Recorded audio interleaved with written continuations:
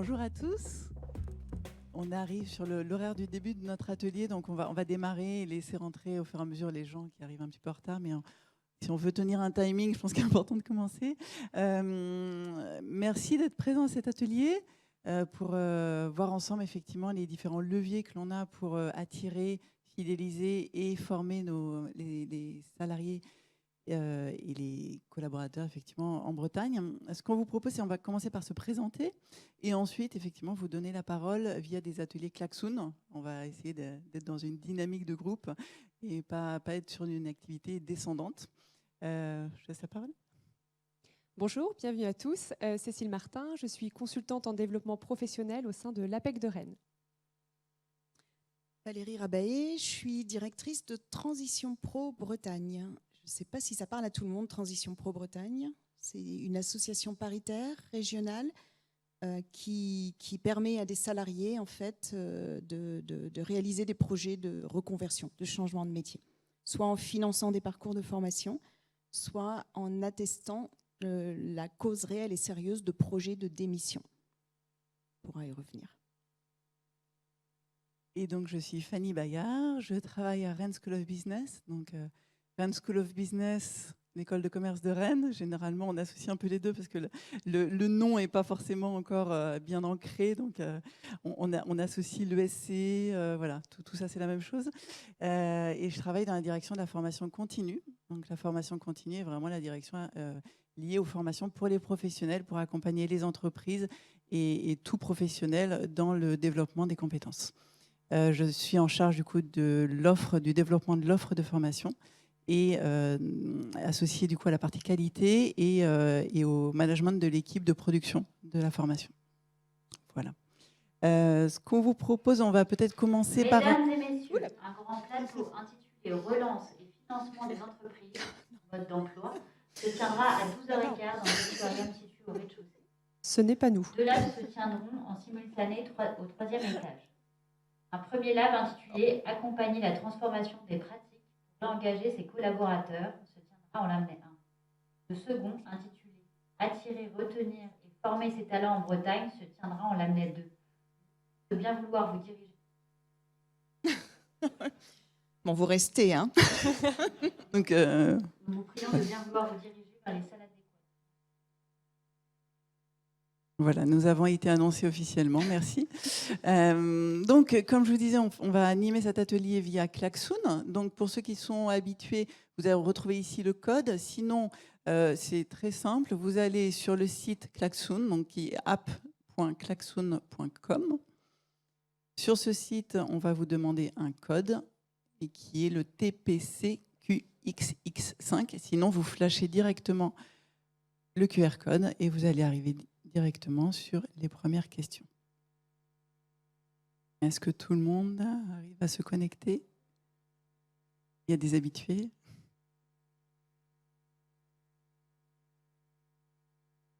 Et fidèles à notre partenaire breton et René Klaxoon.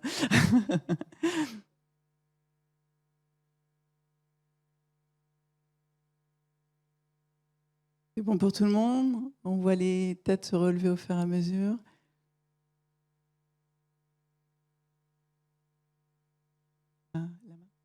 Alors, on s'est présenté, du coup, l'idée d'apprendre aussi qui vous êtes. Et pour ça, ce qu'on va vous faire, c'est vous proposer quelques questions qui vont nous permettre de mieux savoir qui vous êtes et quelles sont vos attentes.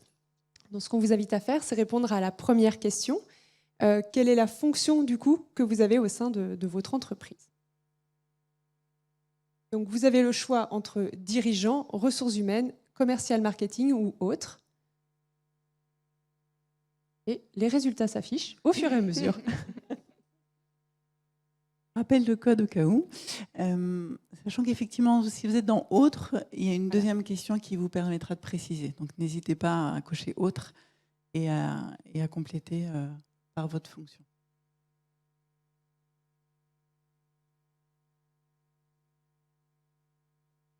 Alors, vous êtes 28 participants, il y a 25 personnes qui ont voté, donc on laisse aux dernières personnes le temps de donner leur réponse.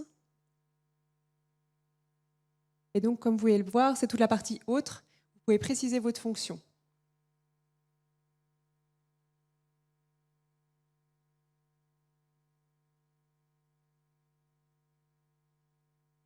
peut-être revenir sur le tableau d'avant.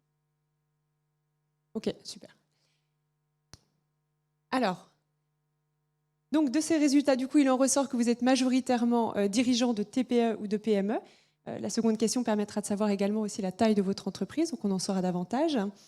Le fait effectivement de travailler dans les ressources humaines à 19%, commercial marketing à 11%, et dans la rubrique autres à 30%, ça a un petit peu bougé entre-temps. Si c'est possible de remettre les autres fonctions, voilà, merci. Donc certains des alternants en communication, chef de projet par branche, voilà, conseil et accompagnement des entreprises, directeur développement économique, manager commercial, responsable relations entreprises, responsable de site. Bon, voilà, ça vous permet de prendre connaissance des fonctions de chacun. Et ce qui est intéressant, c'est que vous êtes plutôt un public hétérogène. Et ça va être intéressant de savoir si vous posez les mêmes questions, vous savez, les mêmes représentations par rapport à cette thématique. Alors la deuxième question, tu l'as annoncée, en fait, on va vous demander de donner la taille de l'organisation dans laquelle vous exercez cette fonction. On va afficher la question. Pour ceux qui viennent d'arriver, on vous rappelle le code, voilà, Pardon. Klaxoon, auquel vous pouvez vous connecter.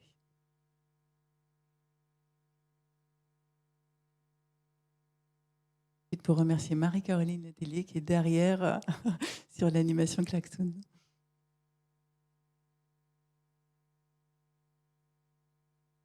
Alors, on a de plus en plus de participants puisque vous êtes maintenant 33 à voter. 33. Et donc, on constate effectivement qu'on a une toute petite majorité de personnes qui viennent de structures de moins de 50 salariés. Mais après, on a aussi une grosse partie d'entre vous qui exercent dans des grosses entreprises, plus de 200. Donc, on a une belle diversité là dans la salle. Et ça va être riche parce que donc, ce qu'on va vous proposer dans cet atelier, on va l'animer avec Klaxoon et puis chacune de notre côté, on a prévu éventuellement de vous alimenter avec des données propres à nos organisations. Mais ce qui nous intéresse surtout, c'est que vous puissiez échanger entre vous et que sur cette thématique qui nous anime aujourd'hui, qui nous rassemble, vous puissiez nous faire part éventuellement de choses intéressantes, innovantes que vous avez mis en place et que vous avez pu observer dans vos entreprises. Enchaîner sur la troisième question d'ordre un peu général, qui est sur vos attentes. Vous êtes venu à cet atelier, on vous en remercie. Quelles sont vos attentes? Qu'est-ce que vous en attendez de cet atelier?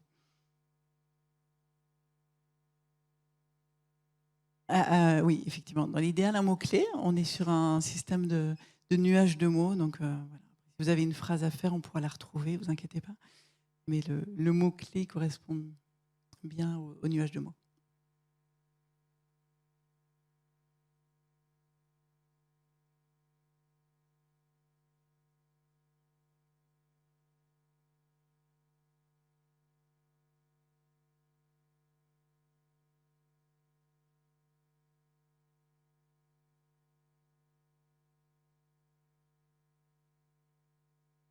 Au fur et à mesure, on retrouve le mot échange qui reste central, qui est même écrit de deux façons, donc c'est bien, il est deux fois présent. L'expérience, des retours d'expérience, j'imagine, pas ensemble. La réflexion, l'ouverture, l'échange, la découverte, curiosité. Et très bien, on espère qu'on va pouvoir répondre à toutes ces attentes au mieux. En tous les cas, encore une fois, l'idée d'être sur un atelier interactif. Donc, il y a un micro qui va circuler dans la salle. Donc, n'hésitez pas à lever la main, tout simplement. Et on vous fera passer le micro pour les interactions, pour les échanges. Alors, sur ces thématiques d'effectivement d'attirer, de fidéliser et de former, ça reste des enjeux majeurs pour développer la performance individuelle et collective au sein d'une entreprise. Ça permet également de contribuer à travailler votre image de marque, ce qu'on appelle la marque employeur, qui reste maintenant un incontournable dans la gestion des ressources humaines. Alors, l'idée, ça va être de se dire, de vous poser la question, parce que pour attirer et fidéliser, il faut aussi savoir qu'est-ce qu'attendent vos salariés. C'est là où on va vous inviter également à interagir en vous posant la question, quels sont les principaux critères pour vous pour attirer des talents ou des collaborateurs ?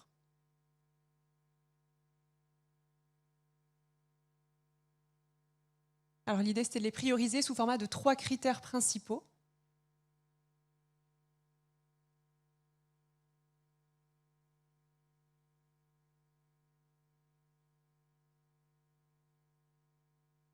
On est obligé de prendre du recul, nous.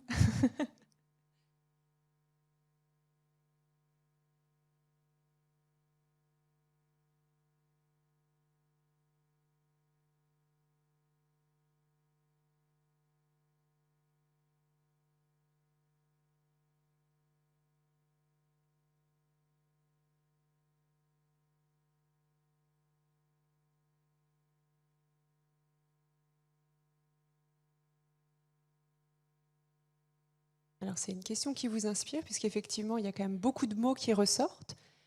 Majoritairement, le mot ambiance, apparemment, qui est le critère qui est plutôt commun. On voit vie et qualité, donc on imagine que c'est qualité de vie, la qualité de vie au travail, le dynamisme, l'évolution, qui ressort aussi, puisqu'il ressort 2 fois. Les perspectives, donc tout ce qui va être lié à l'évolution professionnelle. Et puis, il y a cette notion de valeur aussi qui est représentée avec les termes comme bienveillance. Je regarde s'il y en a d'autres. Professionnalisme, personnalisé. Alors, l'idée, effectivement, l'équilibre apparemment ressort beaucoup aussi dans l'équilibre vie privée, vie professionnelle. Alors, cette notion de territoire, ça pourrait être intéressant d'interagir par rapport à ce point. Il y a la question de l'identité et de l'évolution.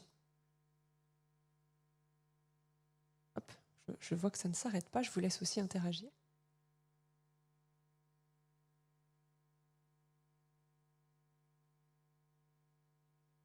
Un terme important, la formation. Mais ça tombe bien, puisque ça va être le thème aussi aujourd'hui. Alors, moi, par rapport à toutes ces réponses, ce que je peux vous apporter, c'est vous donner mon regard de consultante, puisque du coup, au sein de l'APEC, je suis amenée à rencontrer des cadres. Alors, je précise bien, puisque du coup, en ce qui concerne l'APEC, on accompagne le public cadre. Et peut-être pour répondre à cette question, qu'est-ce qui se passe dans la tête des salariés ? Il y a une étude qui a été faite en 2021, une étude assez inédite qui a été réalisée par l'APEC avec Datagora, qui avait pour objectif de dresser un portrait des cadres. Qui sont-ils ? Qu'est-ce qu'ils recherchent ? Quels sont leurs modes de vie ? Voilà, c'était vraiment une étude sociologique et sociodémographique pour comprendre qui ils sont. Et l'idée, c'est peut-être de vous donner aussi, par rapport à toutes ces questions, et ce que vous évoquez en termes de critères principaux, des attentes, des niveaux de satisfaction qui sont recherchés par les cadres. Alors, concernant les motivations pour les cadres, 86% d'entre eux recherchent un intérêt du poste.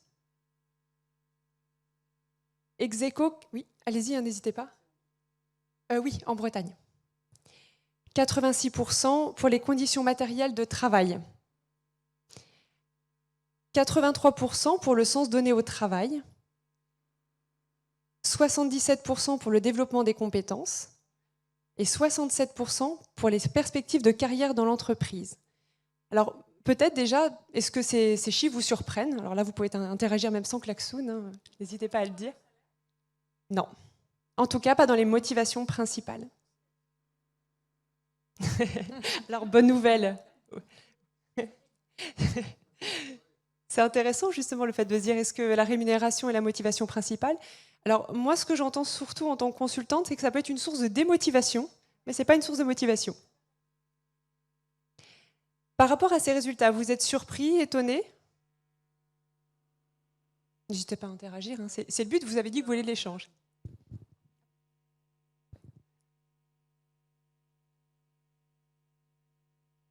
Le monsieur. Juste pour dire que j'étais agréablement surpris. D'accord.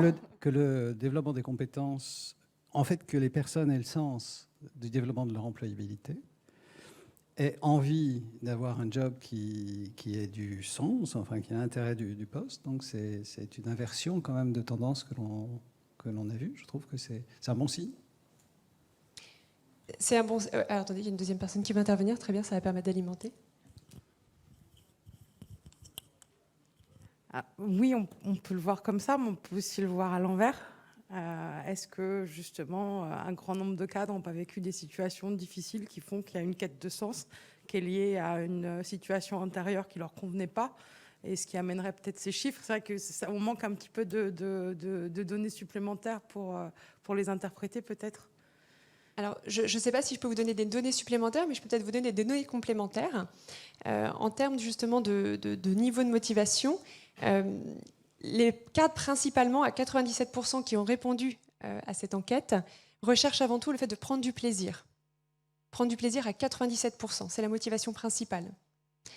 À 94%, c'est de faire un métier qui a du sens. Donc je rebondis sur ce que vous disiez, effectivement, apparemment, cette notion de sens est importante. Et effectivement, alors là, je vais donner un avis qui est peut-être subjectif, mais effectivement, d'écouter les cadres au quotidien, je pense que la situation sanitaire, voilà, ce qu'on a vécu ces derniers temps, a plutôt été un accélérateur. C'est-à-dire que ce qui était latent, ce qui était ressenti, du coup, a été accéléré dans leurs questionnements et dans leurs besoins et dans leurs attentes. Dans ces derniers chiffres, 90% cherchent la sécurité de l'emploi. Et enfin, 84% souhaitent entreprendre et initier des projets. Par rapport à ces mots-clés, voilà, n'hésitez pas. Hein. Bonjour, donc je suis directrice d'un groupement d'employeurs pour des salariés à temps partagé. Et je rencontre en ce moment pas mal de cadres qui s'interrogent sur des projets professionnels, sur un sens, en effet.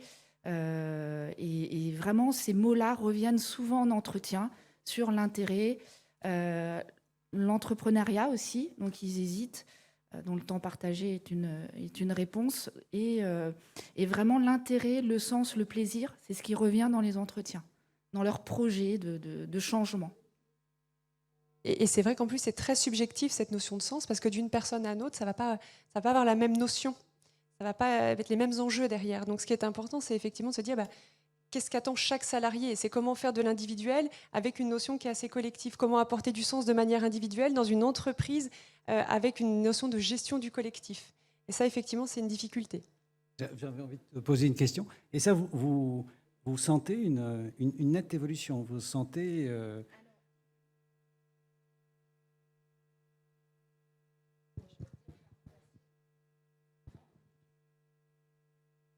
Clairement ce que je rencontre.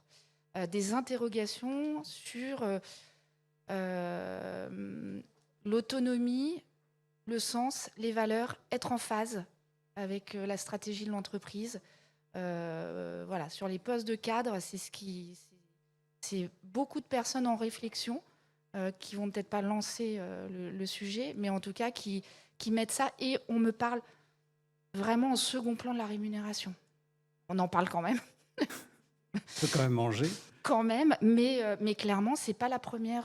Quand on parle des prétentions salariales, oui, même ils sont d'accord pour revoir leurs prétentions parfois à la baisse à partir du moment où il y a du sens. Ouais. Vous aviez une question, madame, non ? J'ai vu une main se lever tout à l'heure, je ne sais pas par où. Non. Bon. Pour rebondir aussi sur les différents termes qui ont été évoqués, le mot que j'entends beaucoup ici, c'est responsabilisation. Le fait effectivement qu'il y a cette notion d'autonomie, de pouvoir être responsable, d'avoir une latitude décisionnelle aussi dans ses fonctions. Et effectivement, aussi au niveau managérial, de pouvoir avoir la confiance de ses managers. C'est des mots qui reviennent énormément. Oui. C'est vrai que derrière la question du sens, on pense souvent au débat autour de la raison d'être de l'entreprise, de l'utilité finalement des missions en général. Mais c'est vrai que par association d'idées, moi je trouve que le sens est corrélé à la notion aussi de stratégie. Enfin, le terme a été employé ici. On a besoin de savoir où on va. Il y a quand même la notion statique. Enfin, non, on ne peut pas dire que la raison d'être soit quelque chose de statique, mais il y a un peu une réflexion entre voilà, ce qu'on est, mais ce qu'on a aussi envie d'être, et comment finalement on embarque de façon qualitative finalement les salariés derrière la perspective. Mais faut-il encore déjà effectivement comprendre cette perspective-là et être associé finalement à la dynamique pour y arriver. Et c'est franchement, enfin, je pense que tout un chacun, là, on partage cette idée que lorsqu'on discute entre nous, lorsqu'on discute avec les personnes qui sont concernées ou pas, c'est vraiment, enfin, moi je pense que c'est hyper important. Il y a le sens, mais aussi tout ce qui, le sens pourquoi en fait.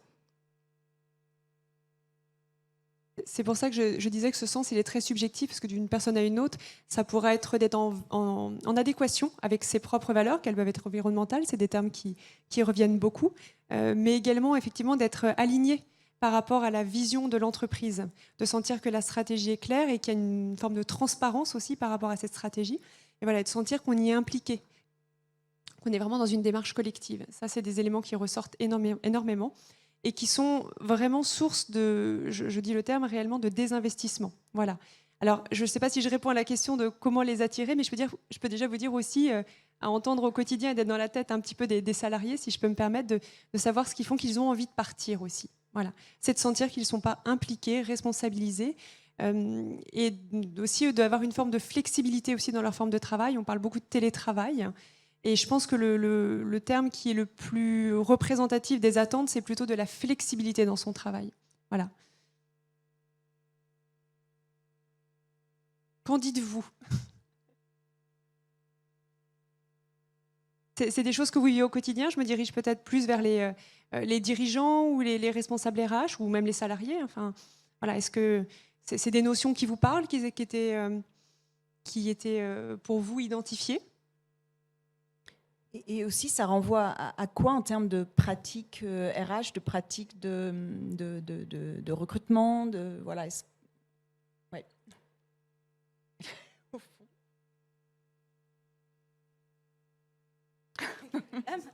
Merci.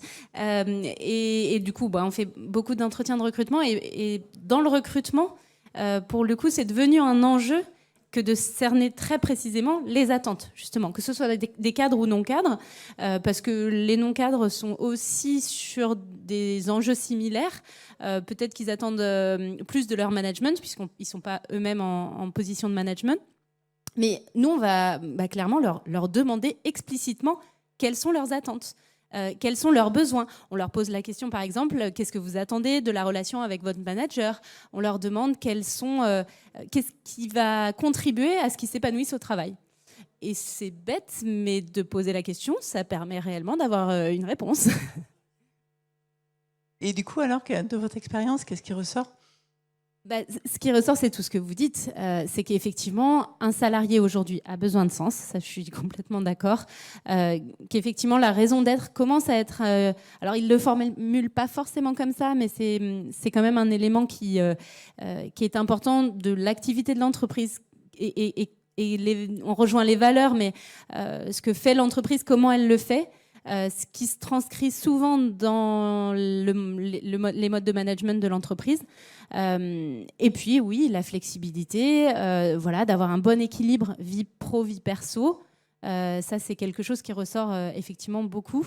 Et qui est une tendance de fond. On posait la question tout à l'heure depuis combien de temps ça... Moi, ça fait 10 ans que je travaille dans le domaine et en l'occurrence, j'ai vu une vraie évolution. J'ai vu des gens qui refusent des postes pour ces raisons-là. Oui, on va passer à la question suivante. Donc là, on avait la motivation des salariés. La question suivante, elle était, enfin, le deuxième mot-clé qu'on avait dans l'intitulé de l'atelier, c'était retenir, c'est ça, que nous, on a traduit par fidéliser. Et donc, on va vous envoyer une question klaxoon qui est: quelles sont vos pratiques pour fidéliser vos collaborateurs ?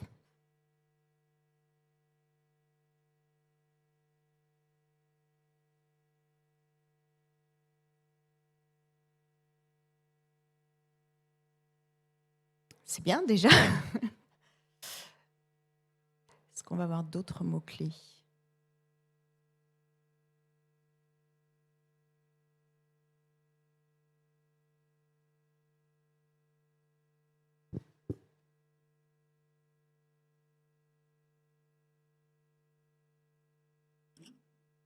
Donc, le management, la bienveillance des managers notamment. Autonomie qui ressort.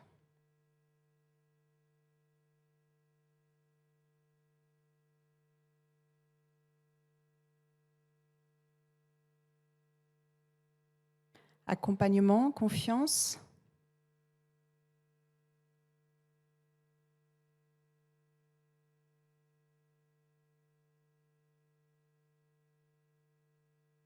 Donc là, on est sur des mots-clés. Après... Ah, pardon. Allez-y. J'avais une petite question, peut-être que je me suis trompée ou je prêche pour ma paroisse. C'était attiré en Bretagne. Moi, je suis responsable des relations entreprises de l'Université de Bretagne occidentale. Donc, mon sujet, c'est de faire en sorte de rapprocher ces deux mondes dans l'objectif de faire en sorte que nos étudiants puissent travailler dans les entreprises, bretonnes ou ailleurs, hein, peu importe. Et s'il y a des dirigeants ici, moi, ce qui m'intéresse, c'est de savoir ce que vous faites à destination spécifique de ces jeunes, parce qu'on a parlé de cadres. On le voyait tout à l'heure dans la plénière d'ouverture, les perspectives sont plutôt bonnes. Il y a beaucoup plus d'offres d'emploi que de personnes qui répondent actuellement. Est-ce que vous avez des stratégies spécifiques pour toucher ces nouveaux jeunes collaborateurs? Est-ce que vous connaissez leurs attentes? Est-ce que vous faites des choses particulières pour vous mettre en contact avec eux? Est-ce que vous les comprenez? Est-ce qu'ils vous comprennent? Enfin, voilà. Donc je ne sais pas si c'est l'objet ici, aujourd'hui, ou pas. On est dans la première thématique, effectivement, hein, attirer jeunes, cadres, tout actif. Voilà. Donc oui, est-ce que vous avez, si je comprends bien votre question, est-ce que vous avez une pratique particulière pour attirer est-ce que les jeunes diplômés? les dirigeants qui sont présents ici aujourd'hui ont mis en place des stratégies spécifiques, sont à l'aise avec ça? Nous, on se rend bien compte à l'université que parfois, il nous faudrait des traducteurs. On ne se comprend pas toujours avec le monde de l'entreprise. On se rend compte que certaines formations sont délaissées, alors que pourtant, on a des étudiants qui sont extrêmement bien formés. Mais parfois, le contenu de leur formation ne correspond pas exactement à des intitulés de poste et on ne s'y retrouve pas. Et pour autant, ce sont des jeunes qui mériteraient vraiment de trouver leur place dans le monde de l'entreprise. Donc voilà, je lance un peu le sujet, si ça vous... Alors, est-ce que vous, côté dirigeant, recruteur, vous avez également ce sentiment de ne pas forcément réussir à attirer cette population particulière que sont les jeunes diplômés bretons? Non? Est-ce que quelqu'un veut... Oui. Bonjour, donc Marie Kieffer, je représente les entreprises de l'agroalimentaire en Bretagne. Alors la question, elle se pose sur les jeunes diplômés, mais elle se pose aussi sur l'ensemble des personnes qu'on recherche. Mais on sent bien aujourd'hui que les dirigeants se débattent un petit peu avec leurs moyens et leur prisme, qui n'est pas forcément celui, effectivement, des jeunes qui sont en formation ou qui s'orientent vers des formations qui ont parfois pas les débouchés attendus dans le monde de l'entreprise. Et je pense qu'il y a vraiment des ponts à créer beaucoup plus forts entre l'enseignement de façon globale. Et là, on parle de fac, mais j'ai envie de dire, dès le collège, on a les stages de 3e qui permettent de faire des stages d'observation. C'est un premier rapprochement pour comprendre un peu cet environnement de façon globale économique. Et puis, pour les jeunes à l'université, de pouvoir ouvrir, par exemple, les entreprises. Je pense qu'ils ont besoin de sentir les choses, de comprendre les enjeux des dirigeants. Et ça passe par de la proximité et sur le territoire. C'est-à-dire qu'il faut que les entreprises qui sont autour des universités puissent ouvrir leurs portes, créer des liens, venir intervenir aussi, peut-être avoir un peu de place aussi dans les programmes. Allez, soyons fous. L'intervention de dirigeants dans les programmes pour donner du sens. On parlait du sens tout à l'heure. On a besoin de ça et les jeunes en ont besoin et nous, on a besoin aussi en tant que dirigeants, comprendre leurs attentes, y répondre et éviter aussi les désillusions au moment de l'embauche, les incompréhensions, parce que nous, notre but, c'est de les accueillir, les former et de les intégrer. Alors, on dit plus fidéliser, ça se fait plus, mais au moins de faire un bout de chemin ensemble. Voilà.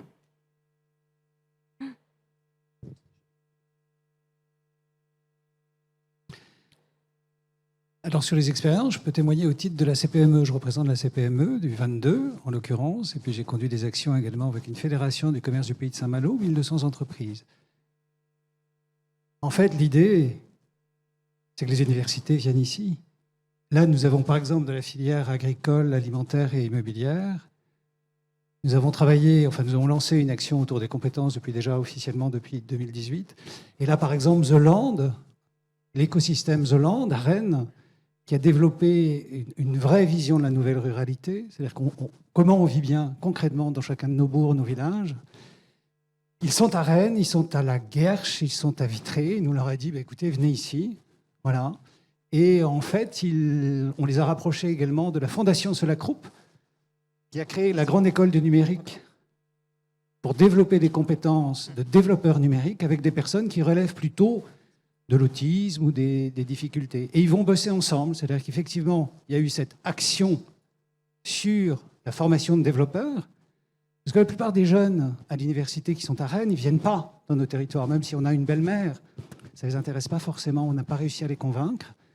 Donc, quand la Fondation Solacroup s'est installée ici, il y a 2-3 ans, aussitôt je suis allé les voir en disant, écoutez, c'est super, on a vraiment besoin de développer les compétences. Et la Fondation Solacroup, maintenant, se dit, nous allons développer des actions autour de l'agrotech. Alors, ils ont rencontré le directeur général de The Land, M. Esnault, et aujourd'hui, on travaille là-dessus, en lien aussi avec le minéralium du groupe Roulier. Là, on a une chance inouïe d'avoir un minéralium. Le groupe Roulier a créé un centre dans le cadre de son centre mondial, donc surtout de l'agriculture durable. Voilà, on tricote, mais on n'a pas le temps, si vous voulez, quand on est en sous-effectif dans nos entreprises depuis très longtemps, que l'on refuse des commandes, que l'on refuse des marchés. On n'a pas le temps d'aller à Rennes, donc il faut venir ici. Merci la Covid d'avoir permis de généraliser un petit peu les approches de visio, etc. Voilà. Donc, oui, il y a un potentiel énorme de développement d'activités dans nos TPE, PME. Je vais prendre vos coordonnées. Voilà. Et vraiment dans toutes les filières immobilières et de la ville, construire, rénover. Il faut savoir sur Saint-Malo, juste une remarque, avant même que la Covid se déclenche, en 2020, la saison était déjà passée de 9 mois à 7 mois, parce qu'on était incapable de recruter, parce qu'on était incapable de loger également nos saisonniers ailleurs que dans des campings, à Pleurtuis ou ailleurs. Voilà. Donc là, il y a énormément de choses à construire, à rénover. Il y a du boulot pour tous les cadres, mais aussi, nous avons des plans agricoles et alimentaires. Il y en a sur la Côte d'Émeraude ici. Il y a des activités à développer. Voilà. Donc, et on n'a pas les personnes aujourd'hui. Alors c'est très bien, parce qu'on travaille avec les groupements d'employeurs, avec les groupes de portage. Et effectivement, les salariés commencent à découvrir ces formes-là. Et les partenaires sociaux, patronaux et salariés aussi. Voilà. Donc, il faut qu'on se rencontre. Donc là, on entend le territoire qu'on voyait tout à l'heure dans le premier nuage de mots et qui était important. Sur la partie formation, ça a été évoqué aussi ce matin, je crois que c'est par Hervé Karmarek, dans l'introduction, on est aussi dans un système de formation qui, effectivement, se rapproche de l'entreprise, doit se rapprocher de l'entreprise, mais il y a déjà beaucoup d'initiatives en Bretagne, et sur tous les départements et sur tous les territoires. Et puis, d'autre part, il y a le système de formation, les organismes de formation, les dispositifs. Il y a l'alternance, il l'évoquait, qui, particulièrement en Bretagne, se développe de façon très forte, et qui garantit en fait l'intégration des salariés, des jeunes diplômés, ou des moins jeunes d'ailleurs, parce que pas forcément besoin d'être très jeune pour faire de l'alternance, mais dans les entreprises directement. On passe très vite sur le nuage de mots, parce qu'on va peut-être aborder justement cette thématique de formation. Peut-être si vous pouvez nous l'afficher, ce que ça donne en résultat. Vous étiez, donc c'était sur vos pratiques pour maintenir les salariés, pour les fidéliser. Donc on retrouve les mots-clés que vous voyez là, le management, la bienveillance. On n'est pas forcément ici sur des pratiques, on est plus sur des mots-clés. En termes de pratiques, ce qu'on avait repéré, nous, c'est déjà, effectivement, je l'évoquais tout de suite, un parcours d'intégration. On a une étude de l'APEC également qui montre que c'est ça, c'est une étude APEC? Non ? C'était pas l'APEC. Que 65% des entreprises n'ont pas de parcours d'intégration structuré, et un parcours d'intégration, que ce soit en alternance ou autre, d'ailleurs, c'est souvent une garantie d'une fidélisation derrière. On aurait pu évoquer en termes d'outils aussi les entretiens professionnels qui, en principe, sont mis en place dans toutes les entreprises maintenant, mais qui permettent justement l'écoute qu'on voyait tout à l'heure, l'échange, qui permettent aussi aux salariés de se projeter dans une entreprise ou en dehors de l'entreprise, d'avoir des perspectives d'évolution, et qui peuvent être l'occasion, et c'est encore un outil, d'évoquer des besoins de développement des compétences et derrière d'initier des projets de formation. Est-ce qu'il y a d'autres choses en termes d'outils que vous avez mis en place et que vous souhaiteriez partager ici? Oui.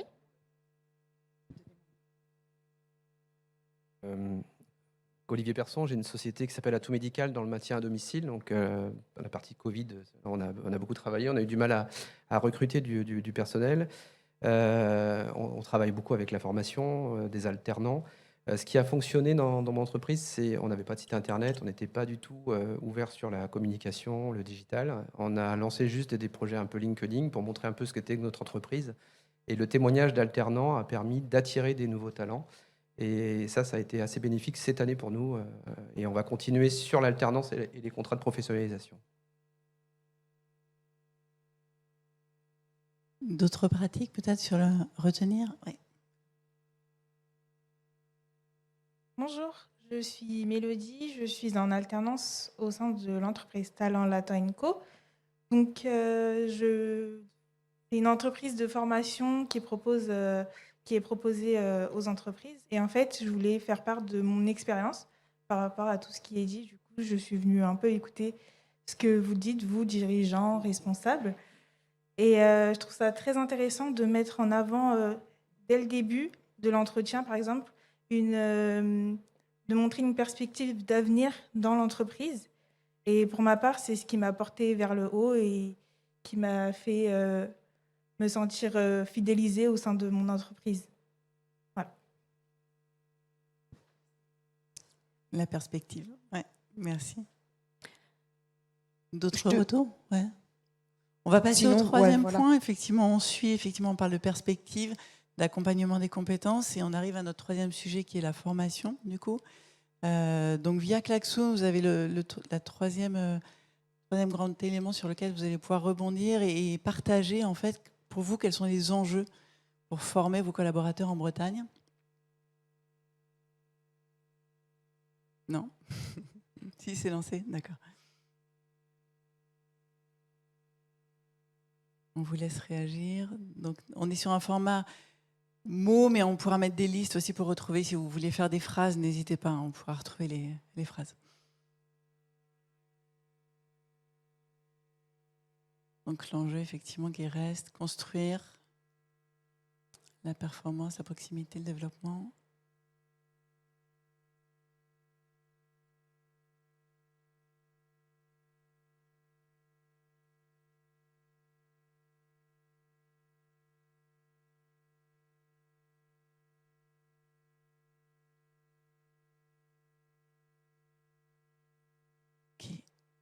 Donc les enjeux, effectivement, on retrouve donc l'efficacité, l'évolution, le confort également, dynamisme économique local, se mettre en situation de travail, j'imagine, effectivement, l'amélioration continue, effectivement, qui fait partie des sujets d'actualité, l'avenir, la feste, être plus efficace, maintenir la motivation, donc on en parlait effectivement dans les leviers de motivation, d'accord.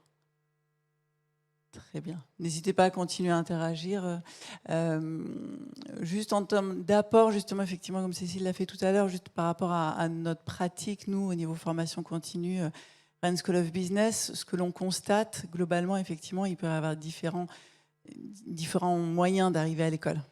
Effectivement, ça peut être un collaborateur qui vient de lui-même et dire, bon, bah, là, moi, aujourd'hui, je me sens pas bien, j'ai envie de changement, donc je viens vous voir pour passer une étape, pour changer.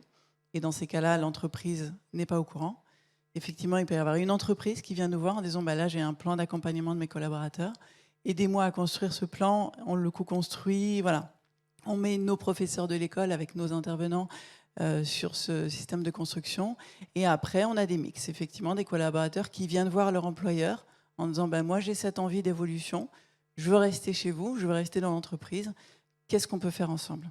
Et en fait, on le retrouve effectivement dans ces différents moyens de financer aussi la formation. Ce que l'on constate, nous, aujourd'hui, au niveau... Alors, ça reste Rennes School of Business, hein, donc on n'a pas de stat national ni rien, mais juste un constat personnel que l'on peut faire sur nos programmes diplômants. Donc, dans les programmes diplômants, on a l'exécutive MBA qui y a un programme phare, voilà, international, tout en anglais, pendant 18 mois. Ce sont des programmes qui sont adaptés à la vie professionnelle, 3 jours par mois, donc totalement adaptés. Et le responsable centre de profit, qui est le Bac plus 4, qui reste polyvalent également. Sur les 2 dernières années, finalement, on a fait une moyenne. On est à 47% de financement qui viennent des collaborateurs, où l'entreprise ne prend pas part à ce financement. Et ça, je trouve ça assez important, mine de rien, effectivement, en termes d'envie, de besoin, d'évolution. Et on a une autre moitié où les financeurs, où les employeurs sont dedans. Alors, quand je dis le collaborateur est à l'initiative, il n'est pas tout seul. C'est pas lui qui il autofinance. Il y a différents moyens de financer. Il y a le CPF. Voilà, la loi Avenir professionnel a beaucoup changé, effectivement, le paysage de la formation, mais le CPF est un très bon moyen de financer. Il y a des organismes qui sont là, des grands acteurs qui sont à nos côtés et qui nous aident à accompagner effectivement les collaborateurs à financer. Mais je pense que c'est intéressant dans cette réflexion de comment attirer et retenir, se dire effectivement, l'employeur a sa part, mais il n'est pas forcément au courant de tout. Donc voilà, effectivement, quand on voit les messages d'écoute qui ressortaient dans le retenir, il y avait l'écoute, la bienveillance, l'accompagnement, etc. Ça, pour nous, effectivement, en tant qu'organisme de formation, c'est quelque chose qu'on ne peut que encourager parce que c'est comme ça, effectivement, qu'on va de l'avant et qu'on arrive à détecter les talents, parce que là, on parle de talents qui peuvent échapper ou qu'on veut attirer. Donc, pour revenir effectivement sur ces mots... Peut-être, c'est juste, parce que je ne l'ai pas fait tout à l'heure sur Fidési, mais apporter un petit éclairage. Effectivement, il y a la formation co-construite entre l'entreprise et les salariés, et c'est l'idéal. Que d'ailleurs, elle vise un projet d'évolution dans l'entreprise, et là, c'est légitime que l'entreprise participe à la construction du parcours et voire au financement de ce parcours. Mais également, quand la formation vise une évolution externe à l'entreprise, chez Transition Pro, c'est ce type de projet principalement qu'on va financer. Donc des personnes qui souhaitent changer de métier et pour cela, il faut que l'employeur, à minima, autorise l'absence sur le poste de travail pendant le temps de la formation. Ces projets-là, ils ont explosé depuis 1 an en fait. Chez Transition Pro en Bretagne, mais partout en France, on est submergé de demandes de salariés qui souhaitent changer de métier. Alors vous les voyez dans vos entreprises ou vous les voyez plus d'ailleurs. Donc voilà, on est dans cette comment dire, c'est vraiment submergé, c'est vraiment le mot. D'ailleurs, on n'a pas les moyens de financer tous les projets tellement on en a. Mais ce qui augmente encore plus, parce que justement on n'a pas les moyens de financer tous les projets, c'est les demandes d'attestation pour des projets de démission. Plus 60% depuis le début de l'année. Et des vrais projets qui sont accompagnés par l'APEC si les personnes sont cadres et par d'autres opérateurs du Conseil en évolution professionnelle, mais des projets que la commission paritaire d'ailleurs atteste quasi intégralement. Donc, ce qui veut dire que ce sont des projets qui ont des vraies perspectives d'emploi et des salariés qui, pour une création d'entreprise ou pour une formation, ont travaillé seuls ce projet et vont le réaliser. Et on a d'ailleurs, on s'est rapproché de Pôle emploi en se disant, mais est-ce que vraiment ils le réalisent ? Et oui, ils le réalisent. En plus, ils l'ont réalisé dans la période. Donc dans la période, dans l'année qui vient de s'écouler, nous, on a instruit plus d'1 petit millier de dossiers, aussi bien des cadres que des non-cadres, et avec des vrais projets pour lesquels les partenaires sociaux ont estimé qu'il y avait des vraies perspectives d'emploi en Bretagne. Donc ça, c'est des éléments qu'il faut avoir aussi en tête. Et sur la formation professionnelle, dans le cas d'une démission pour une formation, les salariés, en autonomie ou avec leurs conseillers en évolution professionnelle, ont trouvé les solutions de financement. Je rebondis sur les propos de Valérie. Pour vous donner encore quelques chiffres, c'est 1/3 des salariés qui souhaitent changer de poste. Alors, je parle du public cadre encore. 1/3 des cadres qui souhaitent changer de poste au sein de leur entreprise et 1/3 qui souhaitent une mobilité externe. Voilà. Et 18% qui aimeraient créer leur entreprise. Voilà, pour rebondir sur les propos de Valérie. Et ils les créent. Ils les créent. Exactement.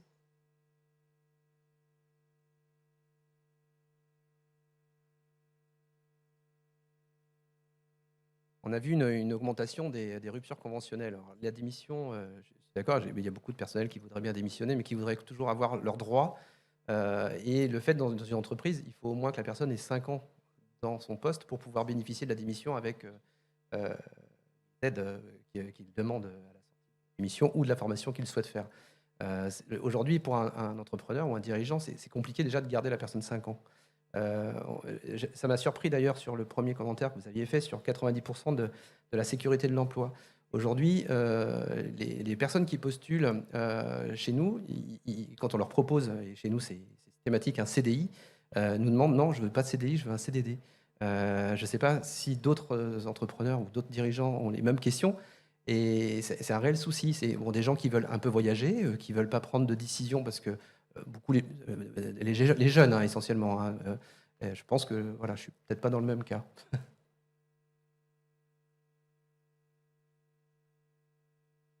Merci. Des retours, oui, peut-être par rapport à cette question. Donc, je suis Frédéric Mélier, je suis directeur du développement économique et de l'emploi à Vitré Communauté. Moi, j'ai mis le mot proximité parce que sur le territoire de Vitré, on a une activité économique qui est assez débordante, un taux de chômage à 4%. Donc, s'il y a des tensions sur certains territoires, elles sont probablement accrues sur le territoire de Vitré Communauté. Mais pour le coup, j'ai cité proximité parce que l'offre de formation y est trop faible. Et quand votre seul moyen de vous former, c'est d'aller à Rennes ou à Laval, ou je ne cite même pas d'autres villes, et ça va quand on va intégrer Rennes Business School ou d'autres grandes ou l'université, mais ne serait-ce que toute la formation dans l'emploi, des chauffeurs poids lourds, des caristes, etc., ou d'autres formations, mais on ne les a pas sur place. Et donc, cette offre de formation qui nous manque, elle crée une fuite d'une tranche d'âge. Les 18-25 ans quittent le territoire pour aller se former. C'est très bien qu'ils se forment, mais on aimerait bien pouvoir les garder.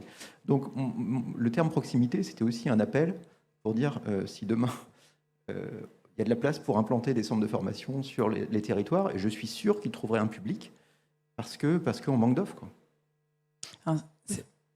Excusez-moi, oui, vous dire.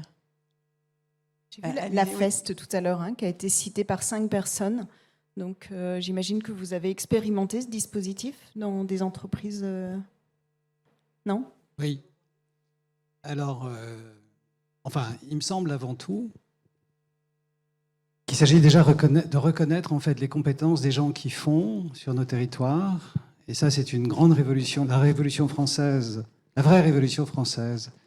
C'est le 5 septembre 2018, où il y a une loi qui réintroduit la liberté de choisir son avenir professionnel et qui reconnaît enfin que l'on apprend en faisant. Elle pose 2 conditions. Prendre le temps de réfléchir un peu en amont, c'était plus légal, et en aval. Et les gens apprennent. Et c'est l'université à l'envers. C'est-à-dire qu'effectivement, ils apprennent par des œuvres, par des résultats. Ils peuvent accéder à des licences pro, enfin tout ce que l'on veut. Tout ce dont on a besoin dans les entreprises, pas ce qu'il s'agit d'atteindre comme cible idéale. Et ça, c'est la VAE. Voilà. Et donc, c'est ce travail que nous faisons. Moi, en l'occurrence, et notamment en Sarthe, pour une franchise Foncia, nous avions énormément de problèmes à reconnaître, à recruter et à fidéliser. Ces métiers, personne ne veut les faire. Et bien, avant de faire venir des formations, j'ai dit, reconnaissons que nos conseillers vendent et font du bon boulot. Voilà. Et c'est vraiment cette démarche à l'envers. Et c'est ce que nous engageons ici dans ces territoires bretons. Et voilà, il ne s'agit pas d'implanter des organismes de formation. En fait, les meilleurs formateurs, c'est ceux qui, au quotidien, se coltinent avec le client, se coltinent avec la réalité de la vraie vie, se coltinent avec la réalité aussi des difficultés de négociation des plans de développement des compétences ou avec les uns et toutes les parties prenantes de l'emploi. Et ça forme, si vous voulez. Et ce qui est important, c'est de reconnaître les gens qui ont du talent aujourd'hui dans les entreprises. Voilà. Donc, je suis tout à fait favorable. C'est comme ça que nous sommes rapprochés de The Land pour qu'effectivement, que chacun de nos entreprises ou même nos territoires soient des lieux de formation, mais sur le terrain. Et en reconnaissant des gens qui savent faire. Alors, c'est intéressant, effectivement, la VAE, pour information, toute formation certifiée chez France Compétences, donc ce que l'on appelle RNCP, certifié RNCP, peut être validée via la validation des acquis d'expérience. Donc voilà, il y a des accompagnements personnalisés qui se mettent en place. Donc ça peut être effectivement un très bel outil. On parlait également de la FEST. Je ne sais pas si c'est là-dessus que vous vouliez rebondir, monsieur. Non, c'est non, encore pas autre du chose. tout. Allez-y. Je suis Virgilio Santos, je travaille chez Manpower.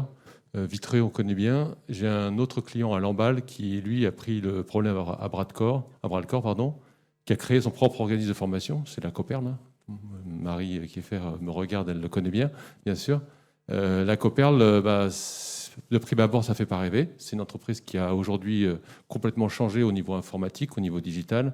C'est une entreprise qui a travaillé énormément sur sa marque employeur, qui a aussi à travailler sur la culture d'entreprise au-delà de la marque employeur, parce que la marque employeur aujourd'hui c'est un terme qui est un peu galvaudé et qui ne veut plus rien dire, mais qui a travaillé sur sa culture d'entreprise, sur sa communication interne. Et aujourd'hui, nous, agences de travail temporaire et agences de recrutement, nous ne sommes pas en mesure à 100% de subvenir à leurs besoins, voilà, évidemment. Donc ils ont créé leur propre organisme de formation et ils ouvrent des filières en fonction des opportunités. Dernière histoire en date, ils ont reçu le CV d'un formateur poids lourd, un ancien chauffeur poids lourd, qui en avait marre de son travail, un slasher, quelqu'un qui zappe de région à région.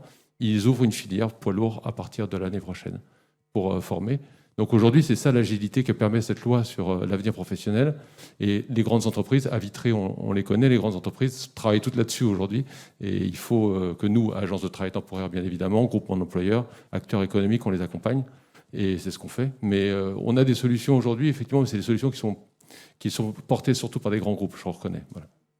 Oui, après, il y a des territoires aussi innovants avec des groupements d'entreprises qui peuvent aussi développer des offres de formation en fonction des besoins. On l'a vu, notamment sur Vitré d'ailleurs, sur plusieurs territoires bretons.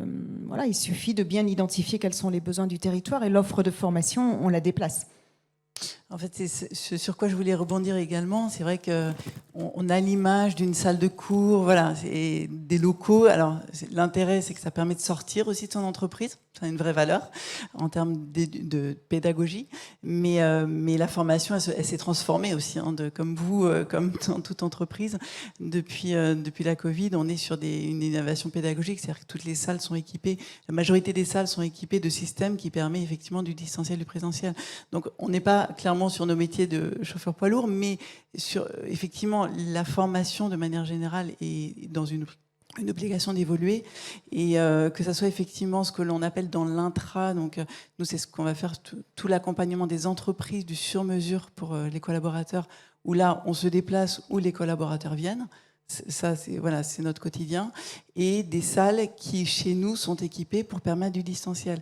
Et effectivement, la question, elle était autour des enjeux pour venir former les collaborateurs en Bretagne. Nous, aujourd'hui, avec ce nouveau système de pédagogie, on touche des personnes qui sont beaucoup plus éloignées géographiquement. On a des personnes qui suivent des formations, qui habitent en Belgique. Bon, on a des parcours internationaux, donc on a des collaborateurs d'entreprises qui peuvent venir un peu partout dans le monde, mais sur des certificats, donc même des formations plus courtes, c'est possible. Et ça, c'est vrai que c'est une révolution aussi pour nous, et on en est ravis parce que la Covid nous a permis d'avancer beaucoup plus vite. On l'avait en projection, mais voilà, on s'est jeté à l'eau et on en est ravis. Donc, les choses évoluent, donc voilà, on peut pas tout faire non plus très rapidement, mais globalement, c'est vrai que nous, c'est vraiment une évolution qu'on voit depuis 2 ans. Oui, bonjour. Ingrid Marcelier, je suis responsable des relations entreprises du campus Esprit Industrie qui est basé à Redon. Et j'avais juste un petit retour d'expérience à faire par rapport à Vitré. Voilà, sachez qu'à Redon, on a développé un campus de proximité qui existe déjà depuis 20 ans. Et on a 400 étudiants en fait, à Redon qui sont en alternance de Bac+2 jusqu'au Bac+5. Donc c'est un petit retour d'expérience sur des choses vertueuses qu'on peut mettre en place et surtout la mise en lumière de l'alternance parce qu'il répond à beaucoup de problématiques qu'on a évoquées dans cet atelier.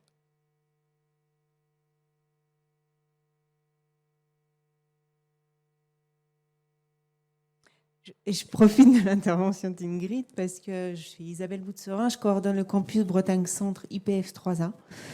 Et c'est pareil, on a un campus de proximité au plus près des entreprises, avec 80 formations différentes et des plateaux techniques. Donc voilà, les campus de proximité, ça fonctionne et puis on est en train de commencer à travailler ensemble.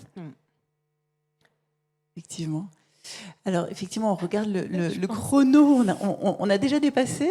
Ce sera peut-être le mot de la fin. Je ne sais pas s'il y a on coupe un peu court, mais s'il y a un dernier échange, un dernier commentaire par rapport à ce qu'on a pu se dire ce matin, quelque chose qui ressort. Oui. Excusez-moi, bonjour Ingrid. On s'est eu au téléphone la semaine dernière. Juste sur l'alternance ou les contrats professionnels, j'avais oublié quelque chose aussi pour les recrutements, pour les dirigeants. Il y a le stage conventionné. J'ai appris avec le groupe Esprit les stages conventionnés et qui permettent aussi d'attirer des jeunes dans les entreprises. Moi, je pense qu'il y a une chose que vous devez dire aux jeunes, c'est que ce n'est pas un gros mot d'aller travailler dans les petites entreprises, dans les toutes petites entreprises. Même si elles payent moins bien que les grosses, ils vont se faire une belle expérience, ils vont avoir plus d'autonomie, certainement plus de responsabilisation. Et donc, il faut vraiment les pousser, même ceux qui font une grande école de commerce, les pousser à démarrer leur expérience là-dedans. Nous, aujourd'hui, on est passé, maintenant on est 15, mais au départ, ça a été difficile de recruter. Et je vous avouerai que moi, ceux que j'ai recrutés, c'est plutôt dans les commerciaux, c'est plutôt des commerciaux de 45-50 ans.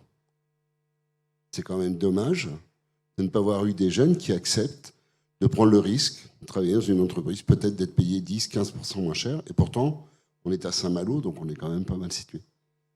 Aujourd'hui, j'ai plus trop ce problème-là, mais je ne reçois pas de candidature spontanée.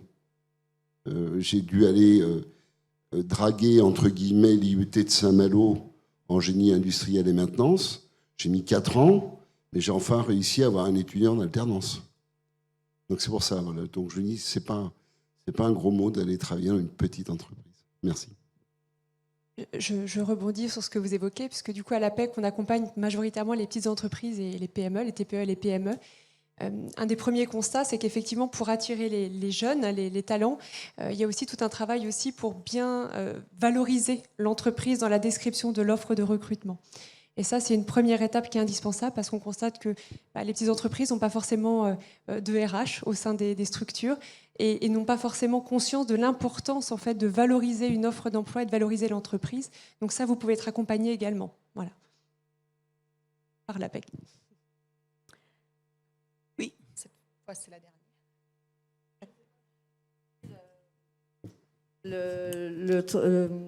Comment dirais-je, le transfert de compétences et le temps partagé. Dans les entreprises, je pense que, surtout dans les PME, vous avez des personnes qui ont de l'expérience, qui ont une expertise métier. Et je pense qu'il est très, très important aujourd'hui de faire de l'intergénérationnel et de s'appuyer sur cette expertise pour transférer ces compétences vers des jeunes. D'abord, ça crée du lien en entreprise. Ça valorise aussi les anciens qu'on a tendance en France à mettre un petit peu quand même de côté, l'air de rien. Et c'est très important. Et un deuxième point, c'est le temps partagé aujourd'hui qui peut répondre aussi à des besoins dans les entreprises, dans les PME qui n'ont peut-être pas les moyens financiers de se structurer avec une personne à temps complet. Et c'est aussi un point important à avoir à l'esprit. Et je sais qu'il existe des structures en Bretagne sur le temps partagé. Les groupements d'employeurs. Voilà, groupements d'employeurs, etc. Mais les PME, on entend toujours des PME qui disent on n'arrive pas à s'organiser, etc. Mais il faut qu'il y ait du lien qui se fasse avec tout ça. Et c'est vrai qu'en Bretagne, on est particulièrement bien doté en groupement d'employeurs. Ouais, donc, tout à fait. C'est un bon réflexe. Et qui correspond aussi aux besoins des salariés, sur justement cette flexibilité liée au travail. Exactement.